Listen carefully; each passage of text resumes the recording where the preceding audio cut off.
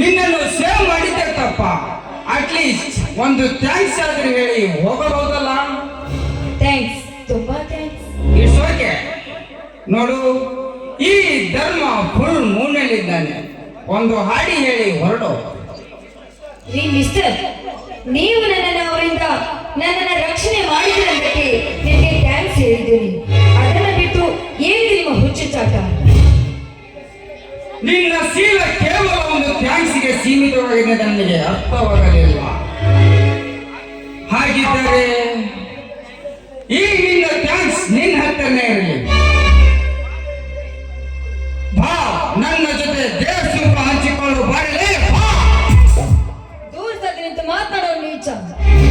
ನೀನು ಕೂಡ ನಾಚಿಕೆ ಮಾನ ಮರ್ಯಾದೆ ಬಿಟ್ಟು ಆ ನೀಚಿನ ಕೆಲಸಕ್ಕೆ ಕೈ ಹಾಕ್ತೇನು? ನಿನ್ನ ಬೆನ್ನಿಗೆ ಹಿಂದೆ ಬಿದ್ದ ಒಂದು ಹೆಣ್ಣಿಗೆ ಈ ರೀತಿ ಮಾತಾಡೋದು ತಪ್ಪಲ್ವಾ? ತಪ್ಪು. ಸರಿ ತಪ್ಪಿನ ಪಾಠ ನನಗೆ ಗೊತ್ತಿಲ್ಲ.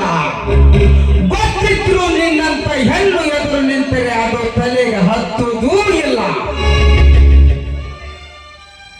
ಸುಮ್ಮನೆ ಮೌನ ಹಾಳೆ ಮಾಡಿಕೊಂಡು ಹೋಗೋದಕ್ಕಿಂತ ಮುಂಚೆ ಕೇವಲ ಒಂದು ಪದ ಹಾಡಿ ಹೊರಡು.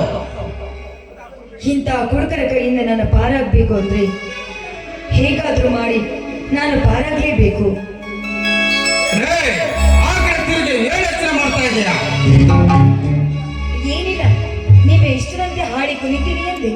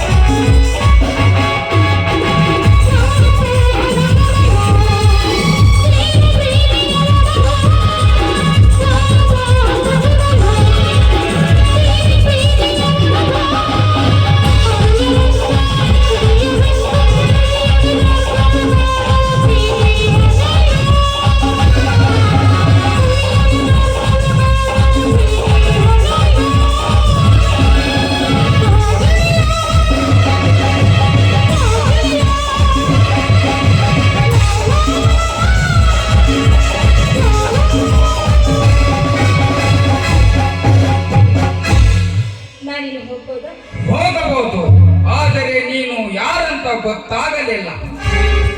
ನಾನು ಈ ಊರ ಅಗ್ರಭ ಶ್ರೀಮಂತ ನಾಗರಾಜನ ಮಗಳು ಸ್ನೇಹ. ನಾಗರಾಜನ ಮಗಳು? ಪವಿತ್ರವಾದ ಅತ್ತಿಗೆ ಮಾನವನ್ನು ಗಳಿಸಿದ ಆ ನನ್ನ ಪರಮ ವೈರಿ ನಾಗರಾಜನ ಮಗಳು ಸ್ನೇಹ. ಸ್ನೇಹ, ಕೇವಲ ಒಂದು ಪದ ಹಾಡಿದ ನಿನ್ನನ್ನು ನನ್ನ ಸ್ನೇಹಿತೆ ಎಂದು ತಿಳ್ಕೊಂಡಿರಬೇಕೆಂದು ಮಾಡಿದ್ದೆ. ಆದರೆ ಈಗ ನೀನು ನನ್ನ ಸೂಳಿ ಆಗಲೇಬೇಕು. ಏನ್ ಹೇಳ್ತಾ ಇದ್ರ ನೀನು?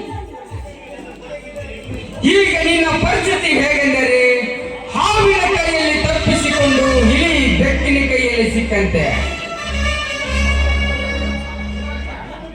ಇನ್ನು ನೀನು ಸುಮ್ಮನಿದ್ದರೆ ಆ ನಿನ್ನ ತಂದೆ ಮದುವೇರಿದ ಕೋಣದಿಂದ ಹಾರಾಡುತ್ತಾನೆ.